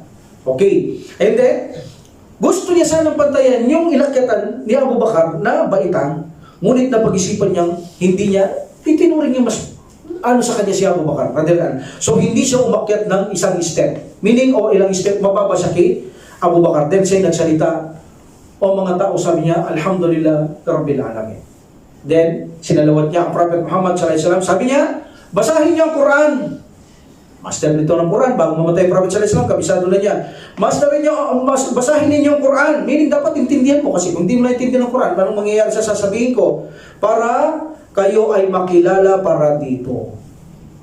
Basahin niyo ang Quran para makilala kayo na kayo ay kabilang sa mga nagbabasa ng Quran at isabuhay niya ito. Meaning, hindi ka pwedeng magbasa ng Quran o mag-abis na basa ka lang ng basa na hindi mo naintindihan. Hindi ganyan ang pagka-reveal ng Quran. Ang pagka-reveal ng Quran ay pagmuni-munian, guide. Tama at mali, malaman natin, hindi yung mag-memory kang buong Quran, hindi mo naintindihan. Walang sense yan. Walang sense yung basa ka ng basa na hindi mo naintindihan. Ang gusto niyo Umar bin Khattab radhiyallahu anhu, basahin niyo ang Quran upang mapabilang kayo sa mga nagbabasa at tapos isabuhay niyo ang banal na Quran, sabi ni Umar bin Khattab radhiyallahu anhu, upang mapabilang kayo sa mga tao nito. Meaning yung mga gumagawa na sumusunod tulad ng Prophet Muhammad sa Abu Bakar at mga iba pa radhiyallahu anhum. Alhamdulillah. At sabi ni Umar bin Khattab radhiyallahu anhu, ihanda ninyo ang inyong mga sarili. Sabi niya sa mga tao, bago dumating pa na walang lihim na may itatago sa Allah subhanahu wa ta'ala. Meaning on the day of resurrection. Sabi niya, ulitin ko, ihanda ninyo ang inyong sarili sa malaking parada sa araw ng paghukom na kung saan walang lihim na maitatago sa batang biling. Anumang ginawa natin, nakatago, nakalim, nakalantad, walang maitatago sa araw na yaon. Sabi ni Umar bin Khattab radhiyallahu an, yauma idin turaduna la takfa minkum kafiya. Sa araw na yon ay ihaharap sa pagsusulit at walang anumang lihim ang inyong maikukubli. Sabi ng Allah subhanahu wa ta'ala. Alhamdulillah. So here, ipinakita ni Umar bin Khattab radhiyallahu an ang isang paraan na kung saan sabi niya, kung ako ay magiging makasarili, meaning kukuha ko sa inyo para lamang sa aking mga sariling pagnanasa, hindi ko gagawin sa inyo yan. Hindi ako kukuha ng anuman sa inyo na kung saan ay para lamang sa sarili ko. Kung kukuha mo na ko sa inyo, sabi niya, ay sa makatwirang batayan, sa makatwirang pamamaraan, kung kukuha ko sa inyo. Kung walang makatwirang pamamaraan, makakaasa kayo na hindi ka ako kukuha sa inyo. Sabi ni Umar bin Khattab radhiyallahu anhu, sa panahon natin ngayon, baka namumuno sila ang nanguuna na nakikinabang. Yung mga tagasunod nahihirapan. Dito hindi, nauunang umaasenso at nagkakaroon ng mga tagasunod kaysa sa namumuno. Ganun ang mga namumuno sa panahon nila. Alhamdulillah. Sa isang report, 2 araw pagkatapos magkalipa ni Umar bin Khattab radhiyallahu anhu, sabi niya, nagsalita na siya'y nag-aalala, ito si Umar bin Khattab radhiyallahu anhu sa kanyang katigasan. At ito lang ng mga tao, at narinig niya ang mga tao. Sabi nila, namumuno si Umar bin Khattab, isang kalifa natin, alam natin malupit, alam natin matigas. Ano kaya ang mangyayari sa atin? Sabi nila. So dito narinig ito ni Umar bin Khattab radhiyallahu anhu, direct. So dito kailangan niyang magpaliwanag sa mga tao para mawala yung kanilang takot kay Umar bin Khattab radhiyallahu anhu. Kailangan siya mismo ang magpaliwanag sa mga tao. Dahil umakyat siya sa mimbar at sinabi niya sa mga tao, sabi niya, isinalarawan niya ang Prophet sallallahu alaihi wasallam, isinalarawan niya si Abu Bakar kung paano sila nakitungo sa kanila. Sabi niya, Nakita niyo naman kung paano nagalak sa akin ang sugo at si Abu Bakar radhiyallahu anhu. Nakita niyo naman kung paano sila nagalak. Kung ako'y tunay na mabagsik, bakit ako kinagalakan ng Propeta sallallahu alaihi wasallam? Bakit nagalak si Abu Bakar sa akin? Alam naman natin na point niya, nagagalak si Abu Bakar na siya maging kalipa. Kung talagang mabagsik ako, sabi niya, bakit nagalak sila sa akin? Naging mabagsik lang naman ako para sa Allah subhanahu wa ta'ala. Pero iba ngayon. Iba ngayon namumuno si Umar bin Khattab radhiyallahu anhu. So nang siya ay mamuno na, sinabi niya, in-appoint nyo ako bilang inyong khalifa o Amir Mu'minin o namumuno sa inyo. Naiintindihan ko, sabi niya, na ako ay malupit, matigas, mabagsik, ngunit ito ay mababawasan. Kinumbisi niya tao, ngunit ito, pangako, pangawakan nyo, ngunit ito ay mababawasan. Ngunit i-a-apply ko ito. Sabi niya, i-a-apply ko itong kabagsikan ko sa mga taong gumagawa ng kasamaan at mapang-api. Sa kanila ko i-a-apply ngayon ang aking kabagsikan. Ngunit sa mga taong hindi naman nag-aapi, sabi niya, hindi ko i-apply sa kanila ito. Ang aking pisngi ay ilalagay ko sa sahig. Meaning magpapakumbaba ako sa lahat ng taong nagpapakumbaba. Ngunit sa mga taong nag-ihimagsig, sa mga taong mapangapi at gumagawa ng masama, ilalagay ko ang kanyang pisngi sa sahig at aapakan ko ang kanyang kabilang pisngi. Sabi ni Umar bin Khattab radhiyallahu anhu, meaning ang aking pagkamalupit ngayon ay paiiralan ko sa mga taong mapangapi at hindi gumagawa ng kabutihan o gumagawa ng kasamaan, nagpapalaganap ng kabuktutan, meaning sa kalupaan. Ipinapangako ko sa inyo, sabi niya, ipinapangako ko sa inyo na kung saan panghawakan nyo ang aking mga sinasabi sa inyo, sabi ni Umar bin Khattab radhiyallahu anhu, na hindi ako kukuha ng kahit ano sa inyo. Hindi ako kukuha ng buwis, hindi ako gagawa ng ganyan, sabi ni Umar bin Khattab radhiyallahu anhu, maliban kung sa wastong paraan, kukuha ko. At kapag kumuha ako, sabi niya, makakaasa kayong gagamitin ko ito sa tamang paraan. At dadagdagan ko ang inyong mga sahod. Inshallah, hanggat mayroong tigmaan, idadagdagan ko ang inyong mga sahod, sabi ni Umar bin Khattab radhiyallahu anhu. Babantayan ko ang hangganan, susuportahan ko, meaning babantayan ko na hindi mapasok ang kaaway kalaban ang mga Muslim. Mag-a-appoint ako magbabantay, ngunit hindi ko sila pahihirapan. Ayaw ko silang magtagal na mapalayo sa kanilang mga pamilya. Pangangalagaan ko kayo. Kapag oras ng digmaan, umalas kayo, ako ang mag-aalaga. Ako ang mag-aalaga sa inyong mga pamilya. Tila baga sinabi ni Umar bin Khattab, tinatanggap ko na ako ang tagapag-aruga ng inyong mga pamilya. Namumuno na mag-aalaga ng mga pamilya. Meaning, kasamang magluluto, kasamang magpapakain, kasama siya sa gagawin na pag-aalaga sa mga iiwan ng mga makipag-GGan. Alhamdulillah, responsibility ko ito.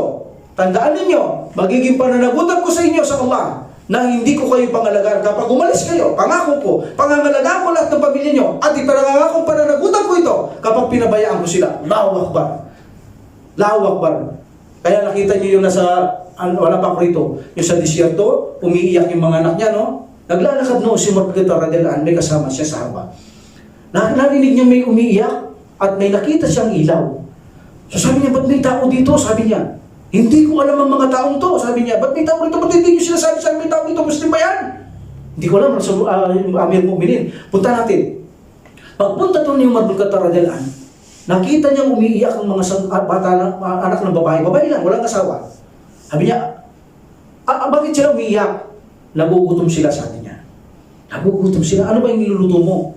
Wala, sabi niya, tubig. Nagpapakulo. Parang nililid lang niya lang. Para tumigil sila. Maghintay kayo, nagluluto pa ako. Parang ganun lang. Pero tubig lang yun.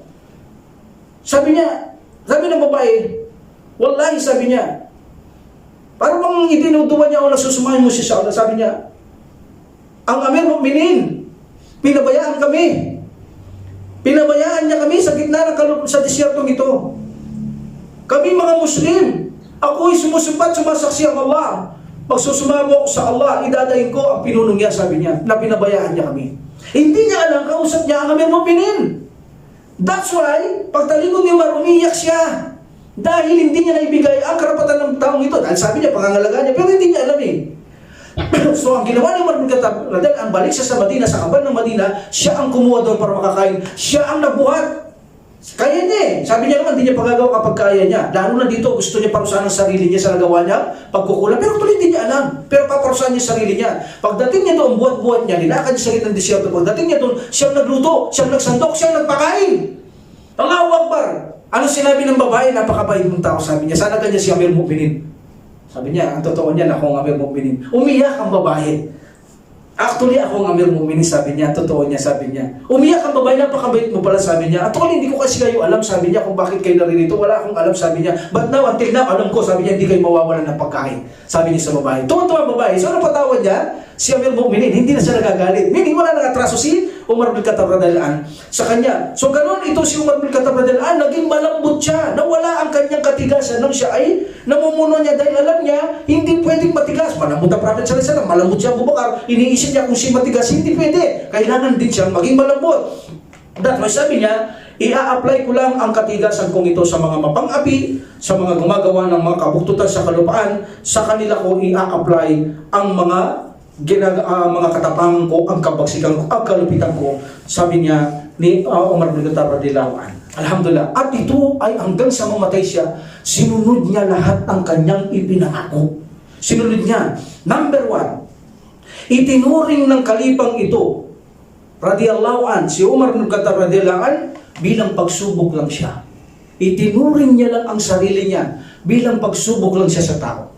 Hindi niya itinuring na mumuno siya, hindi niya itinuring na siya'y mataas, hindi niya itinuring ang karangalan, kataasan, katanyagan, hindi niya itinuring. Itinuring niya lang sarili na niya, pagsubok lang siya sa mga Muslim, sa kanyang mga nasasakupan. Ganun lang ang turing niya. Hindi niya tinuring na siya'y hari. That's why, nang sinabi niya sa isang sahaba, itinanong niya ang kalipa at ang pagkaiba ng kalipa o hari. Sabi ng isang sahaba sa kanya, kung ikaw ay kukuha ng kayamanan o salapi para lamang sa iyo, sabi niya. Meaning para na sa iyong mga kagustuhan, kapertsuhan, mga pagnanasa, hari ka, sabi niya. Ganun kasi ang hari. Kumuha sila ng kanilang mga ikaliligaya ng pisikal na katawan. Pero kung hindi ka kukuha, sabi niya, at pagkatapos kung ikaw man ay kukuha, gagamitin sa makatarungan o tinutulong mo, ikaw ay kalifa, hindi ka hari. Umiyak siya. Umiyak si Umar bin Khattab radhiyallahu anhu. Napakabigat ng kanyang tungkulin. Talagang pagsubok lamang ang pamumuno na itinuring niyang pananagutan ito sa harapan ng Allah subhanahu wa ta'ala. Meaning, ito'y ang pamumuno ay malaking pananagutan, isang obligasyon na may pananagutan sa Allah subhanahu wa ta'ala. Number 2, na kanyang tinupad, tinanggal niya ang kanyang kalupitan, ang kanyang kabagsikan, ngunit in-apply niya ito sa mga taong magpapalaganap ng kasamaan, kabuktutan at hindi pagsunod sa mga namumuno at sa paggawa ng kawalang katarungan sa mga tao, i-apply yan. Ngunit ang mga mapagkumbaba, sabi niya, ilalagay ko ang aking pisngi sa sahig. Ganun kababa si Umar bin Khattab radhiyallahu anhu sa mga taong susunod, magpapakumbaba, gagawang mabuti, isusurrender niya, meaning siya ay yuyuko sa kanila. Hindi niya sila sasaktan, hindi niya sila paparusahan, ihiyahin, hindi niya sila pababayaan ang mga ito. Pangako yan ni Umar bin Khattab radhiyallahu anhu hanggang siya ay mamatay, ang kanyang awa habag sa mga taong ganito ay nanatili ayon sa mga istoryan. Alhamdulillah. So nakita natin dito ang mga pinapakitang mga estilo na pamumuno ni Umar bin Khattab radhiyallahu anhu. Ang isa pa, inako niya ang responsibilidad na ipagtatanggol niya ang mga Muslim. Pangangalagaan niya, babantayin niya ang mga Muslim. Lawak ba, ginawa niya ng security guard ng kanyang sarili. Kaya lang, nakakapag-utos siya ng mga boundary, bandayan nito. Pero hindi niya lang pinatatagal magbantay yung pinapalitan niya. Ayaw niya malayo sa pamilya ng matagalan. Kapag nakipaglaban, akong mag-aalaga. Meaning, akong bahala sa pamilya niyo. Wala kayong dapat ikabala. Kung mamatay ka, tuloy ang pangangalaga ko sa pamilya. Pag namatay ka, tuloy ang pangangalaga. Dumadami ang kanyang pangangalaga kapag namatay sa digmaan ang mga pamilya ng mga asawa ng mga lalaking ito ng kanilang mga pamilya. Alhamdulillah. So, sabi ni Umar bin Khattab radhiyallahu anhu, ang ganitong uri ng pamumuno, ang pagdepensahan, bantayan ang mga Muslim, hindi ito makakamit ng tagumpay ng mga namumuno maliban na lamang siya ay maging makatarungan. Meaning kapag hindi ka makatarungan, hindi ka pwedeng mamuno. Lolokohin mo lang ang umma mo. Lolokohin mo lang sila. Yan ay malaking kalapastanganan at pananagutan sa harapan ng Allah subhanahu wa ta'ala. Ang tanging makakapagtagumpay na mapangalagaan mo, masunod mo ang Allah subhanahu wa ta'ala, mapangalagaan mo ang pamilya, mapangalagaan mo ang mga Muslim, ang umma, ay maging makatarungan ka sa mga Muslim. Hindi ka man loloko, hindi ka man tataya, meaning ibababa mo sarili mo, ituturing mo pananagutan sa Allah subhanahu wa ta'ala, ituturing mo pagsubok ka lamang ng Allah subhanahu wa ta'ala na itinadhana niya. Sabi niya, hindi magtatagumpay ang isang Muslim na gusto niyang mamuno, na kung saan ang gagawin niya ay magkaroon ng tagumpay ang mga Muslim, ang maliban kung siya maging makatarungan. Kung siya magiging makatarungan, magagampanan niya ang tagumpay na kanyang minimiti. Alhamdulillah, mababantayan niya lahat ng kanyang pangako, magagawa niya kanyang pangako because siya ay makatarungan. Alhamdulillah. So ang pangako niya rin sa mga tao na dadagdagan niya sahod nila, ginawa ito. Pinangako niya rin na hindi ako kukuha ng buwis, hindi ako kukuha ng samsam niyo sa digmaan, wala akong kukunin, maliban sa mabuting kaparaanan at gagamitin ko lamang sa tiyak na magandang kaparaanan. Otherwise, hindi ako kukuha sa inyo sa inyo yan. Sabi ni Umar bin Khattab radhiyallahu anhu. So ganito likas ang mga namuna mula kay Prophet sallallahu alaihi wasallam, Abu Bakar, Umar bin Khattab radhiyallahu anhu, hindi sila yaman, hindi yaman ang kanila. Ang kanilang inaasikaso, wala silang pakialam doon sa yaman. Ang kanilang concern ang pananampalataya Islam at ang kanilang ang concern sa mga kamusliman na kanilang mga nasasakupan. So ayan ang kanilang mga concern. Alhamdulillah. So makikita natin ang isang pag-uugali ni Umar bin Khattab radhiyallahu anhu. So siya ay naging sinseridad na kalipa after ni Abu Bakar radhiyallahu anhu. Sabi niya, "O tao, tulungan niyo ako sa pamamagitan ng pagiging masunurin niyo sa akin. Ngayon, huwag niyo akong pabayaan mawasak. Maging masunurin kayo sa akin." Para yung, siyempre, pag hindi sumusunod sa mumuno, tama naman, umiinit din ang tao. Sabi niya, tulungan niyo ako, i-save niyo ako sa pamamagitan ng pagiging masunurin niyo sa akin. Ipagbawal niyo mabuti, pagbawal niyo, ituro niyo mabuti, ipagbawal niyo masama. At bigyan niyo ako ng payo para sa kabubuti ng ating pananampalataya o lipunan. Sabi ni Umar bin Khattab radhiyallahu anhu, meaning, ang pananagutan sa Islamikong lipunan ay may salba niyo ako. Payuan niyo ako pag nagkakamali, katuruan niyo ako kung anong tama, magbigay kayo ng opinion, malaya kayo. Alhamdulillah. So binigyan niya ng pansin ang lahat ng ito, ng makatotohanan ito si Umar bin Khattab radhiyallahu anhu. Naging mahintatakutin siya sa Allah subhanahu wa ta'ala. Sinusuri niya ang kanyang sarili sa bawat kanyang hakbang. Nagiging mapagkumbaba siya. Ginamit niya ang lahat ng kanyang karunungan at kaalaman upang pala kanya mapatagumpay at unlad niya ang umma sa pananampalatayang Madina at maging sa labas. Naging maunlad naman ito sa panahon ni Umar bin Khattab radhiyallahu anhu. Alhamdulillah, so now, ang kanyang kalupitan ay naging malambot na. Kasi bakit sabi ng Allah subhanahu wa ta'ala? Kasi mayroong aya ang Allah subhanahu wa ta'ala na sinabi niya, kung kayo ay makikitungo, kay Prophet sallallahu alaihi wasallam pa ito, pero nagamit din sa kanya ito, ng kanyang maalaala ito, para bang tinugundi siya ng subhanahu wa ta'ala dahil naalala niya bigla. Sabi niya, kung kayo makikitungo sa mga tao na mayroong katigasan, ano sabi ng subhanahu wa ta'ala? Maaari sila ay lumayo sa inyo. Ganun dito di ba? Ganun sa mga tao, sa mga Muslim ngayon. Kapag ikaw na namumuno, malupit ka, matigas ka, lalo na kumukontra ka sa gusto ng Allah, hindi ka man sumusunod, tapos palasubay ka, tapos yung nuutos mo, hindi mo man ginagawa. Ako po, sa Biyernes, makikita niyo yan, napakatindi kasalanan niyo nung sasabi kang hindi mo nagagawa. Friday, akida, subhanallah. Nakakatakot pala yung ganyang mga estilong na sinasabi mo hindi mo ginagawa. So, kung ikaw ay maging matigas, malupit sa mga tagasunod, lalayo sila.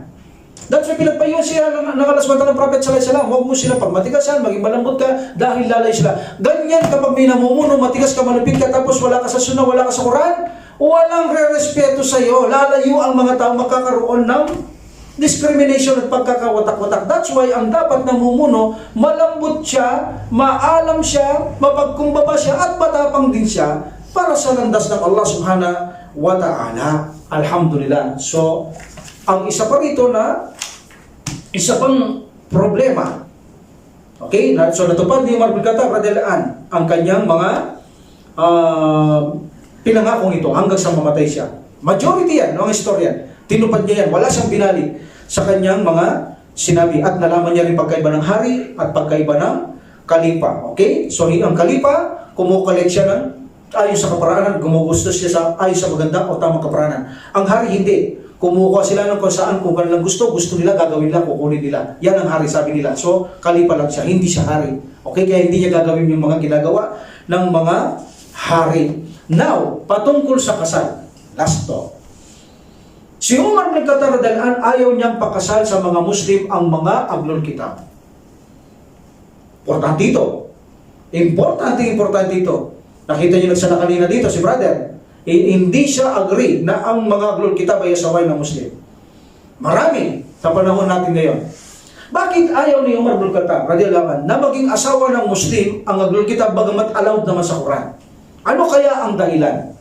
So una, ang dalil Itong si Hudayfa ibn al-Yaman, radiyallahu an, nagpakasal siya sa isang babaeng Hudyo. So sinulatan nito ni Umar bin Khattab radiyallahu an, sabi niya, ilayo mo siya sa iyo. So ibinalik ang sulat. Ni Hudayfa, sabi niya, haram ba ang mag-asawa ng Hudyo? So sabi ni Umar bin Khattab radiyallahu an, hindi ko sinabing haram na mag-asawa ng Hudyo ahlul kitab.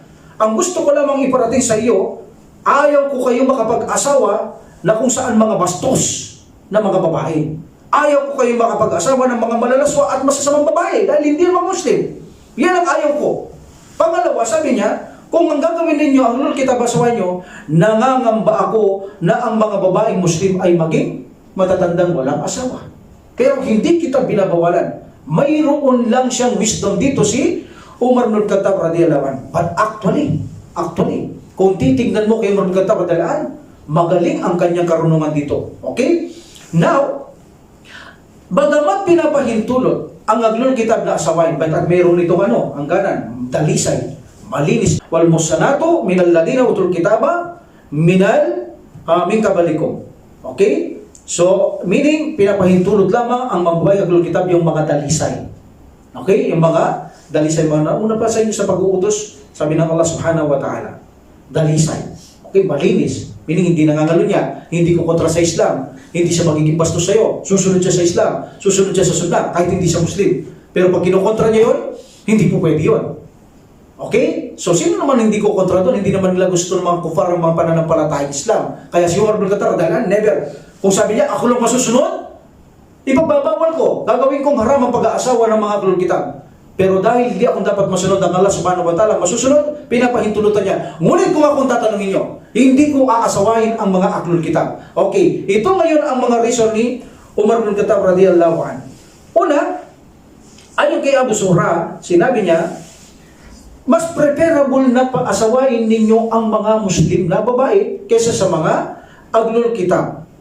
Sapagkat kapag babaeng Muslim at lalaki mag-asawa, magkakaroon sila ng perpektong pagkakaisa. Correct? Siyempre, Quran Sunnah kayo eh. Kaya kapag Muslim kayo, yung isa hindi musunod sa Quran Sunnah, nakikita nyo, nagkakaroon ng hindi maganda resulta. Eh, paano kung hindi naman Muslim to? Eh, kung ayaw sumunod dito, ano mangyayari sa inyo? Walang perpektong pagkakaisa. Bangayan, awayan, hanggang sa mapunta lang sa, wala rin. Hiwalayan. So, ayaw yan ni Umar bin Khattab radiyallahu anhu. Eh, pinagbabawal niya rin, hindi niya ginagawang haram.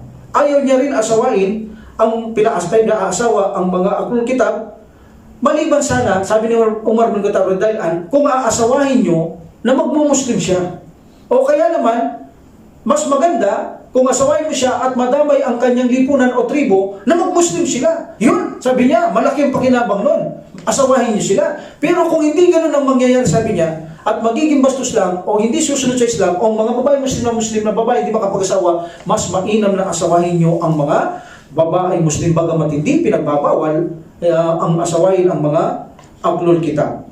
Pero sabi din ng Allah subhanahu wa ta'ala, sabi ni Umar bin Khattab radhiyallahu anhu, mas mainam na asawain niyo ang mga aliping babae. Mas mainam na asawain niyo ang mga aliping mga babae kaysa sa mga musyrik. Musyrik actually, bawal ang musyrik. Ahlul kitab lang. Pero sabi ng Allah subhanahu wa ta'ala, mas mainam na asawain niyo yung mga babae, mga babaeng alipin.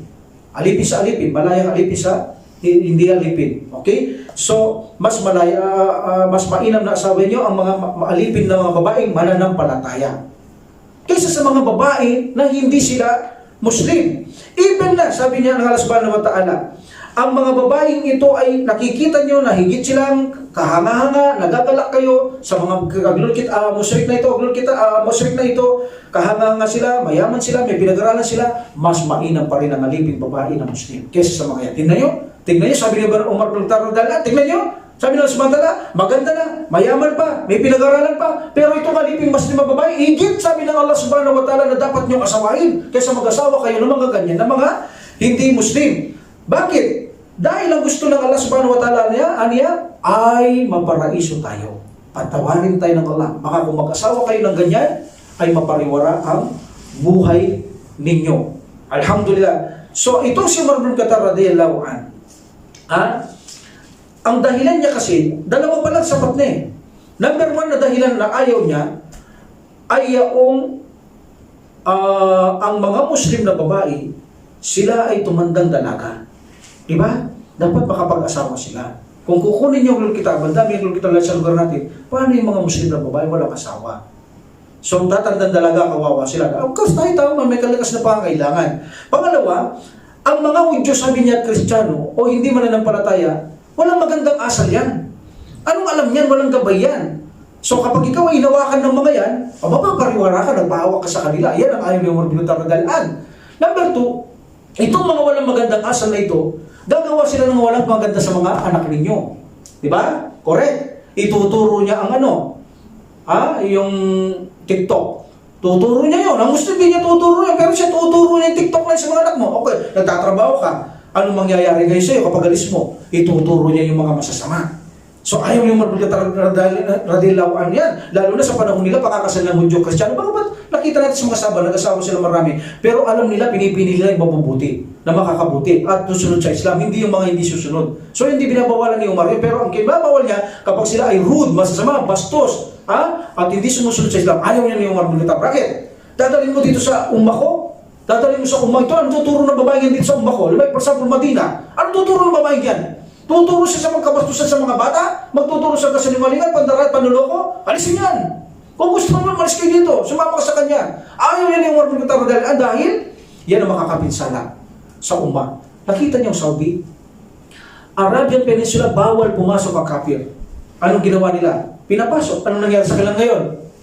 May alak, may droga, may sabong, may sugal, may beer house, may simbahan pa ng mga hindi Muslim. Bakit? Sinuway nila ang Prophet sallallahu alaihi wasallam, pinapasok nila ang mga hindi mananampalataya. Ganon ang resulta. Kapag sa isang umma, o sa isang bahay, o sa pamilya, kumuha kang kupar, asawa mo kupar, aglul kitab, pag nagkaanak ka, ano tuturo niya? Tuturo niya si Allah? Tuturo niya ang Islam? Hindi. Ituturo niya kanya. Ako, ituturo ko Islam. Ang bata naguguluhan. So, pero tayo nagtatrabaho, madalas siyang nasa bahay. Mas marami siyang mapupulot sa babae. O kaya naman maaari siya maging espiya lamang laban sa ating kung siya ay kaaway natin na kinuha mong babae. Mag-aari maging espiya lamang siya upang magbigay ng mga babala doon sa kanilang mga kasamaan. Allahu Akbar. That's why, ayaw ni Umar bin Khattab radiyallahu an ang isang lalaking Muslim na mag-asawa siya ng aglul kitab. Ibig na aglul kitab, ibig na alag. Huwag sabihin na ang aglul kitab ngayon at aglul kitab noon ay hindi pareho. Pareho lang. Ang aglul kitab noon, kaiban lang ngayon, hindi nila kilala ang Allah subhanahu wa ta'ala ngayon. Doon kilala nila ang Allah. Pero mas masakit ang kanilang ginagawa sa Allah. Why? Ay mas kilala nila ang Allah pero hindi nila sinasamba ang Allah. Tinuring nila si Jesus na anak ng Allah. Tinuring nila kapantay ng Allah, Trinidad. One third of Allah. Ngayon, ganun din ang mga aglul kitab. Ang depresya sa ngayon, hindi naman kilala ang Allah. So mas maabdi ang kanilang ginagawa. Kung noon hindi pinagbawal ang masawa ng aglul kitab, lalong hindi ba dapat bawal ngayon? At wala namang pababawal ang abrogated. Niya lamang, higit na mainam ang Muslim sapagkat maraming epekto kapag ang isang babae, asawa mo ay hindi Muslim. Subukan nyo na lamang. Nag-embrace ka, hindi mag-embrace si Mrs. Tingnan nyo. Sa anak ninyo, may Muslim. Sa anak ninyo, may Christian. Tama? Subhanallah. Muslim ka, lalaki ka, mapapayan mong hindi mag-Muslim yung mga anak mo. Mayroon tayong kilalang ganyan. Hindi ko sasabihin, ang isang anak babae, Christian, ang isang anak lalaki, Muslim. Dahil ang nanay ay hindi nag-Muslim, hindi nag-embrace. So, yung babae sa nanay, anak mo rin yun eh. Pababayaan mo mga impyerno yun. Hanggang ngayon, hindi sila Muslim. O, ang nanay at ang anak, nakikipista, nakikipasko, nakikinyor, lahat ng okasyon at pagbibigay siya sa Allah. Itong lalaki, may anak na lalaki, Muslim sila, nag-aibada, nagsasala, naglilingkod sa Allah. So nakita nyo, hindi sila nagsasama na perpekto para sa landas ng Allah. Mayroon silang gap. Yun ang ayaw ni Umar bin Khattab radhiyallahu anhu. Especially kapag nagpahawak ka pa sa babaeng aglul kitab. Delikado ka na. Dahil kapag nagpahawak ka dyan, bibili na ng baboy, kakain siya ng baboy, wala kang kakainin, ulam nyo baboy. Di ba? Meron ganyan. Meron akong kilalang ganyan. Nag-asawa siya ng lalaking kupar. Meron din babae. Yung babae, isang kupar. Meron din lalaki, nag-asawa siyang kupar na babae. Ngayon, hawak siya ng babae. Ano ulam nila? Baboy. Talaga naman, hindi naman kumakain ng baboy. Lalo ng mga inborn nating kapatid, never silang kakain ng baboy. Kahit hindi nagsasalahin, hindi mo papapakain ng baboy yan. Yun, nagugutom siya, hindi siya kumakain ng baboy. Lahat ng karang ginagawa, nagbibingo, nagkikichismis, yung short niya, napakaiksi. Gumawa lang siya ng problema niya sa buhay niya, hindi niya mabawalan, under siya, hindi niya maiwanan. Ewan ko, bakit takot siyang iwanan niya yung babae niyon? Ewan ko. So, makita nyo, napakadelikado ng kanyang sitwasyon. Kita nyo? Ang mga anak, sinusunod niya, sumumba sa simbahan, wala siyang magawa. Nagsisimba sila, nagpapasko, subhanallah. Iyon ang ayaw ni Umar bin Khattab radhiyallahu anhu. That's why, ibn si Utsaimin ibn Rahimullah, agree siya kay Umar bin Khattab radhiyallahu anhu, kung hindi rin magdudulot na kabutihan ng asawain ng Ahlul Kitab, hindi siya magmumuslim, hindi siya susunod sa Islam, hindi siya magpapakumbaba, hindi siya magpakadalisay, meaning, hindi mo siya dapat asawahin dahil hindi siya makakaganda. Ito ay obligado, anong mga ibang scholar, dapat sundin si Umar bin Khattab radhiyallahu anhu, gawing obligado sa kanila na huwag asawahin kung hindi makakabuti. Muling kung makakapinsala. Pero kung hindi naman makakapinsala, wala namang problema. Ang inaano lang nila, kung makakapinsala sa pananampalataya, makakapinsala sa umma, makakapinsala sa pamilya mo, wag! Obligasyon na iwag niyong asawahin ng mga ganyan. Kung ito ay makakapinsala kanila. Pero kung hindi naman, walang ipinagbabawal ng Allah. Gayun pa man, kung nakakapinsala, inasawa ninyo, walang problema niyo yan. Pero kung tutuusin, hindi dapat asawahin ang mga babae, hindi makakatulong sa lalaking Muslim, lalo na sa pamilya, at magdudulot ng kapinsalaan sa umma, sa mga anak, sa asawa, sa iyong pananampalataya. Never mo dapat asawain ang mga yan. So, alhamdulillah, sa susunod, tatakuhan natin yung pagpasok ng kalendaryo ng Islam at iba pang mga istorya ni Umar bin Khattab radhiyallahu anhu bago tayo pumasok sa pagsalakay niya ng may ibang lugar. Inshallah, pagkatapos patungo sa kamatayan niya at punta tayo sa pangatlong kalipa. Inshallah, we will stop here. Subhanakallahumma wa bihamdika, asyhadu an la ilaha illa anta, astaghfiruka wa atubu ilaik. Assalamualaikum warahmatullahi wabarakatuh. Allah